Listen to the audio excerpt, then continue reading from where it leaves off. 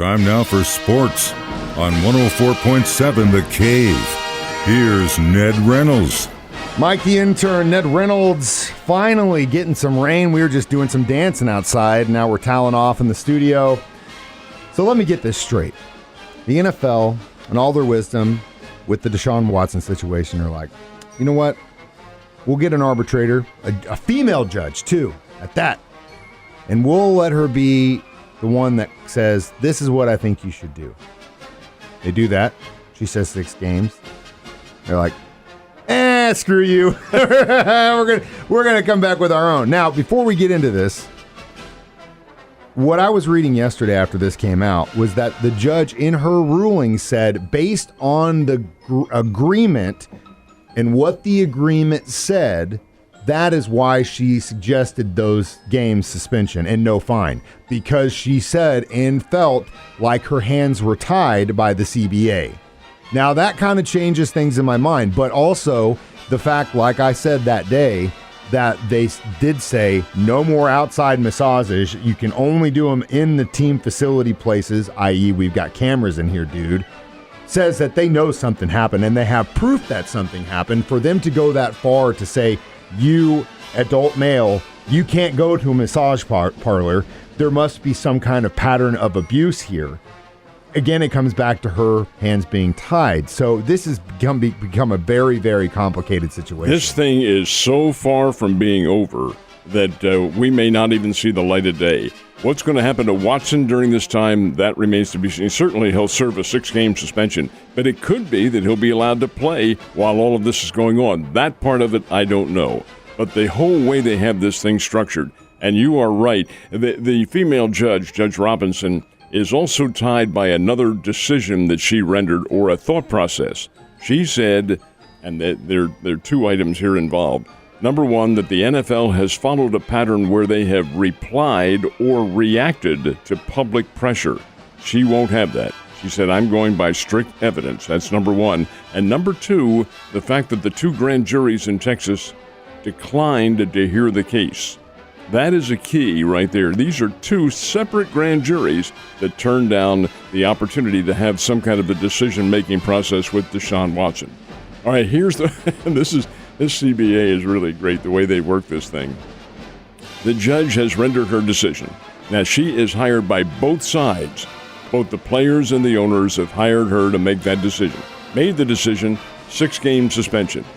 What comes into play here is the public reaction to all of this, because in all honesty, public reaction has been, oh my God, that's way too lenient. 6 games? So the NFL, which initially said, we're not going to challenge this, all of a sudden, they are challenging it. They've appealed the case, and this is going back on what they had said, but it is following through with what the judge says. The NFL is replying to public pressure. Okay. So the NFL has the opportunity on the contract with the owners and players. They have the opportunity to appeal. They have filed an appeal. But the players also have the right to appeal. They have until late tomorrow, Friday afternoon, to file their appeal of the appeal.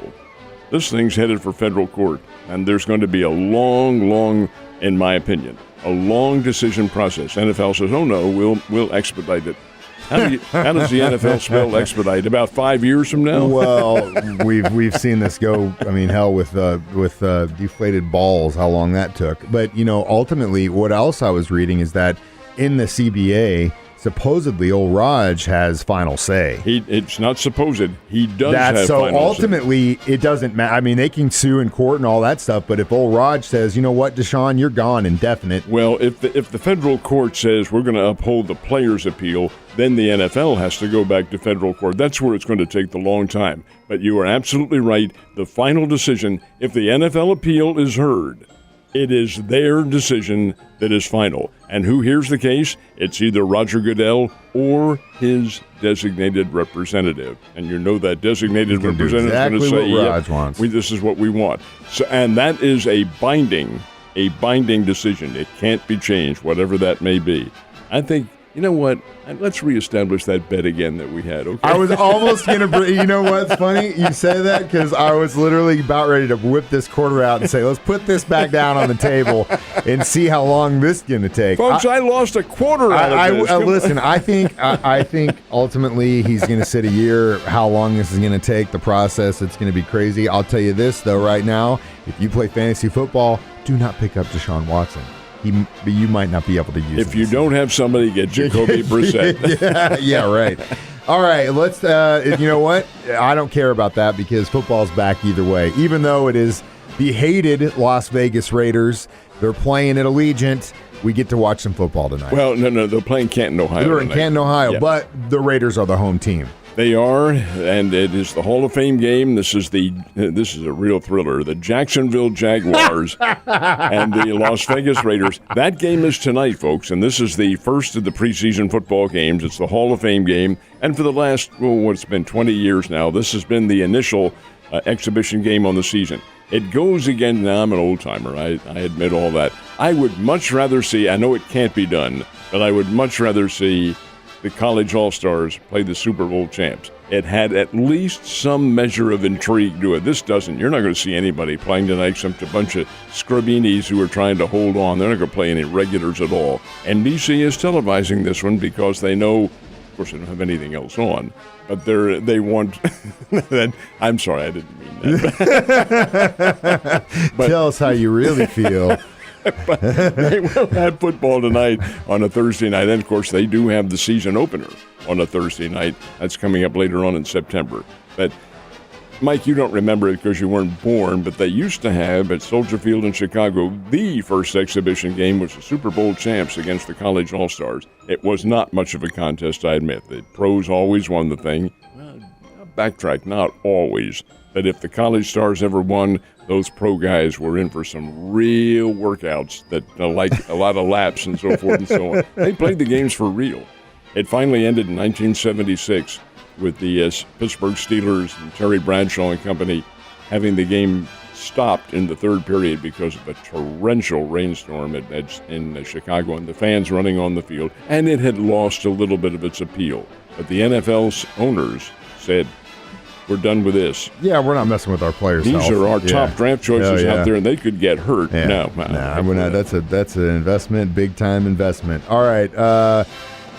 Oh, how the mighty hath fallen, UConn women's basketball. Oh, that's a shame, too. Man. This is a real shame. This team is earmarked for being in the national championship almost every year.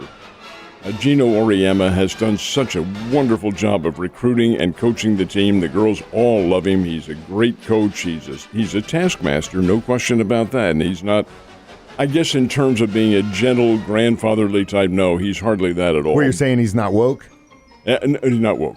He's not woke. But his teams are great. His players play for him. They follow the strategy. And now they've been hit with a big-time loss because the National Player of the Year, Paige Beckers, who is a great player, she almost single-handedly took a mediocre Connecticut team last year into the Final Four. They could have been in the championship. They weren't. They weren't quite good enough. But her by herself, National Player of the Year, playing in a pickup game earlier this week and tore her ACL. She's out for the year. That really impacts Connecticut in one respect. The silver lining is it happened in July. She's going to have the surgery tomorrow. They'll put her out for a year, the rehab and so forth and so on. Auriemma is good enough that he can maybe through the transfer portal or something like that get somebody else in there who could guide this team. And they're still pretty good without her, but they're not the great team. So St. Louis Cardinals facing the Chicago Cubbies. They needed to really win both of these games. They needed to. Did they? They did not because they didn't play them. The Cardinals opened up the gates. Of course, the people started coming in. They knew fully well the weather conditions were going to be dicey last night. So they were about 15 minutes before the game. They halted it, postponed it until today. So the teams will play one of these. And I really find them very annoying. Double admission. Day-night double. Separate admissions. Yeah. First one, the game that was postponed from last night will start at 12:15 today, and then the regularly scheduled game will be at 6:45 tonight.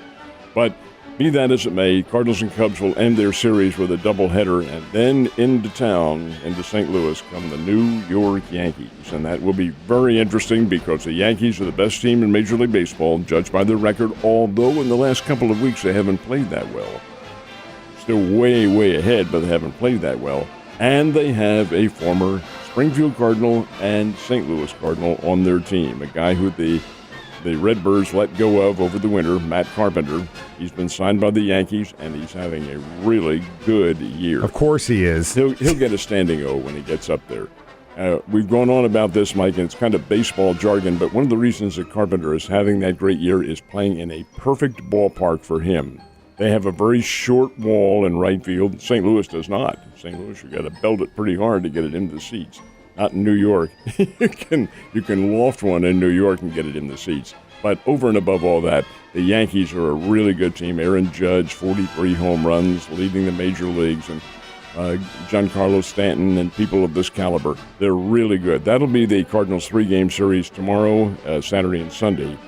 But over and above that, doubleheader brought about by a postponement from last night. And that's not what you want to hear, because that means the Cardinals are going to go into a very, very tough series against a very tough team, gassed. We'll see. To say the least. All right, how about the Royals? How'd they do? Royals are playing were playing the Chicago White Sox at Progressive Rate Field in Chicago. This Chicago team has been an enigma. Tony La Russa's the manager. He's been coming under a lot of criticism because the team has not played at the level that folks thought they should have, but they are still very much in contention for a wild card berth, where they need to start getting hot. They're only just a couple of games above 500. Yesterday, the White Sox beat the Royals by a score of 4-1. They have to start igniting that fuse, because they're within just a couple of games of overhauling both the Cleveland Guardians and the Minnesota Twins, who are ahead of them. And they're all fighting for, championship, of course, but also a wild card berth. White Sox are pretty good, haven't played very well. We'll see what happens. They did beat the Royals. Springfield Cardinals go down to Corpus Christi last night, lose 5-4. Now, this is a Springfield team that had been playing very well up until last weekend. And then they had a couple of games against the Frisco Rough Riders, and baseball's a game of rhythm, and the Springbirds got out of rhythm a little bit, did hit the ball fairly well. I contend that some of that little slump had to do with the fact that the trading deadline was coming up. A lot of those guys were in their head. Jordan Walker and people of this caliber, Mason Wynn, thinking, God, am I going to be here? Well, they are right now, but over and above all of that, the Cardinals did lose last night 5-4, so they're slipping a little bit in their race for a possible playoff berth. I'd like to see them be able to play a little bit longer this year. Last but not least, you got something going on at MSU tonight? It's tomorrow night. Tomorrow night, excuse me, yeah. This will really be a big deal too, Mike, because we haven't been able to do one of these things, and I use we collectively, in the last 3 years because of COVID. But this is the Missouri State University All-Sports Auction.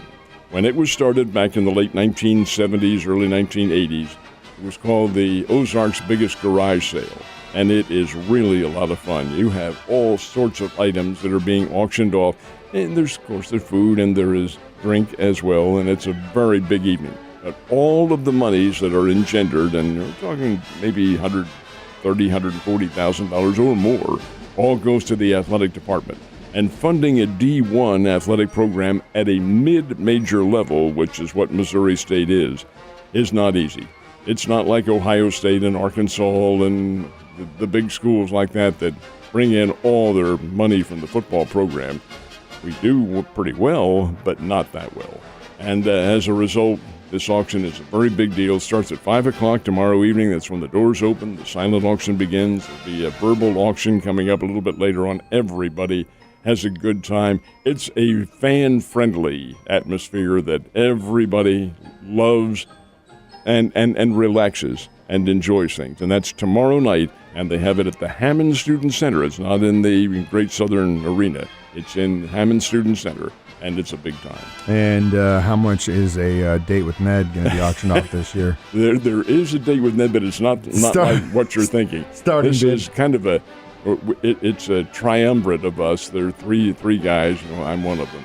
We host a Monday night football party at a certain establishment, and they bid on this. And every year that we've had it, and we haven't had the last couple of years, but when we did, oh my, it's a big time. Yeah, well, I'm glad I don't have to pay anything. I can't afford it, Ned. Have a great day.